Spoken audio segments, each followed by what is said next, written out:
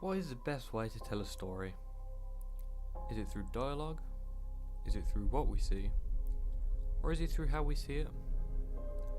There's no one right answer to this question because in a film, a story can be told through a mixture of the three. But for this video essay, I want to direct your attention to my favourite aspect of film, cinematography. I'd like to explore the cinematography of two particular people, Deakins and Christopher Doyle. I would like to use their work to explore how cinematography can be used to tell a story. Since the very beginning of film, the camera has always been key in showing us what we need to see to understand the story. In 1923, director and cinema theorist Vertov wrote, "I am an eye, a mechanical eye. I am the machine that reveals the world to you as only the machine can see it."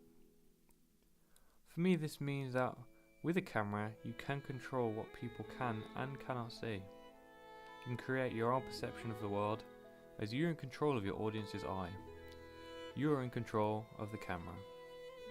He went on to say, "Freed from the constraints of time and space, I organise each point of the universe as I wish. My route is that of a new conception of the world. I can make you discover the world you did not know existed." This idea gives a lot of power to film. Through the use of cameras and the making of films, we can create new worlds, and the possibilities are endless. To me, this is a very important idea as it enforces the idea that a camera can be not only used to show us things, but to show us things we may not always see in our day-to-day life. A camera can be used to show an idea, a story. But how? Sometimes in film, the cinematographer is just present purely to capture what needs to be captured. They don't add anything to the narrative, or even to the mood of the film.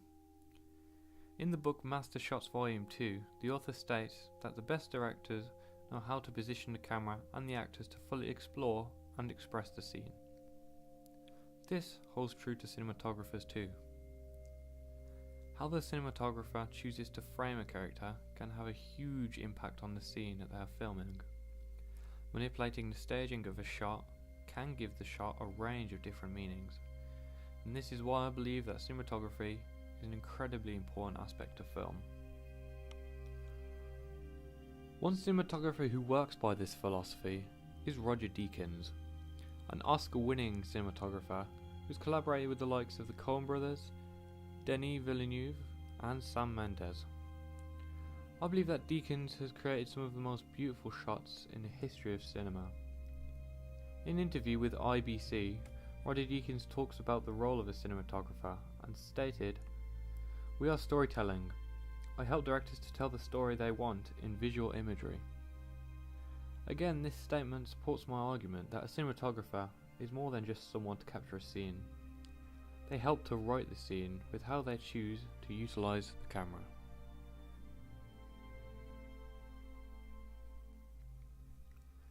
Take a look at this scene from the film Fargo, directed by the Coen brothers. Deakins foreshadows the fate of one of the film's characters simply with how he frames the scene. The man sits in an office, and Deakins could have shot this scene from inside the man's office, but instead he chose to frame him behind his office blinds. The blinds then become a prison cell for the character, which is foreshadowing the consequences of the character's actions. This tells us what we need to know about the character and adds to the narrative. It tells us that his actions will have consequences, it tells us that what he's doing is illegal, and it tells us that he is a menacing character. All of this simply from where Deakins chose to position his camera. When it comes to cinematographers, there is one who stands out as a master. Just as much as Deakins, Christopher Doyle has mastered his craft.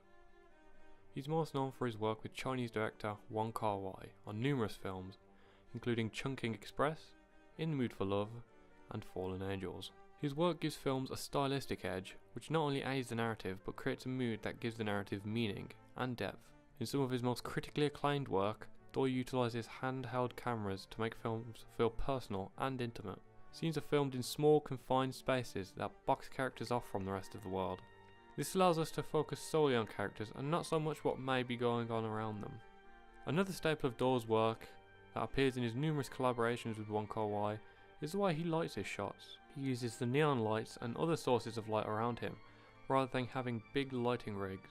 He works with the circumstances that he has, and creates shots that are unique and moody. But how does this aid the narrative? We have talked about Roger Deakins and how he composes shots to help write the story, and we have used Fargo as an example. A film that is simple, but has a solid narrative. What if a film doesn't have a traditional narrative? In the book Underexposed, The Neglected Art of the Cinematographer, the author states that there is no set formula for how to shoot a scene in the same way that there is no formula for writing a good story. To me, this is an important idea that is relevant to my argument. There is no one way to shoot a scene. I believe that a good cinematographer should question any rules that are in place when it comes to cinematography, and the same idea can be applied to the narrative structure of films. Films like Chungking Express and Fallen Angels work with very thin narratives. There is still a story, but not a traditional story that has big conflicts and resolutions to tie it up. Instead, they lean more towards character studies. We get to know characters through dialogue and through how Doyle uses the camera, and we get to see characters go on an emotional journey as they deal with the themes like romance, loss and loneliness. But the way that we are shown the journey of our characters is through Doyle's rhythmic and intimate approach to cinematography. In the book Rules of Composition, the author argues that the way we see things is just as important as the things themselves.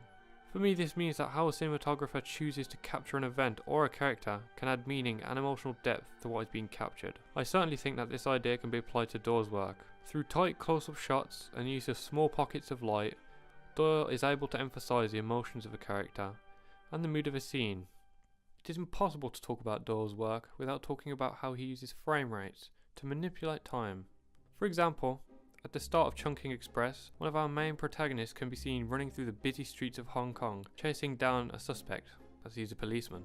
However, Doyle lowers the frame rate significantly, and then the film is printed multiple times and overlapped at a slower speed in post-production. This creates an almost distorted, blurry image of the action taking place. In addition to this technique, Doyle has also used others to make the world around a character move faster than the character. This effect can be seen in Chungking Express and Fallen Angels, and is achieved by filming at a speed lower than 24 frames per second, making the actor you would like to isolate move slower than everyone else. This technique can be used to isolate characters and demonstrate the character's loneliness. Both Christopher Doyle and Roger Deakins are, in my opinion, some of the greatest cinematographers in the industry.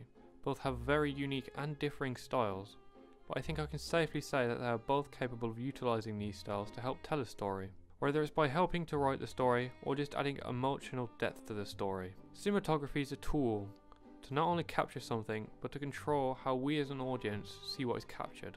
In John Burgess' series, Ways of Seeing, he says that images can be used like words. We can talk with them. And I think that this statement, for me, sums up the power that cinematography has. It doesn't just help tell the story, it helps to write the story.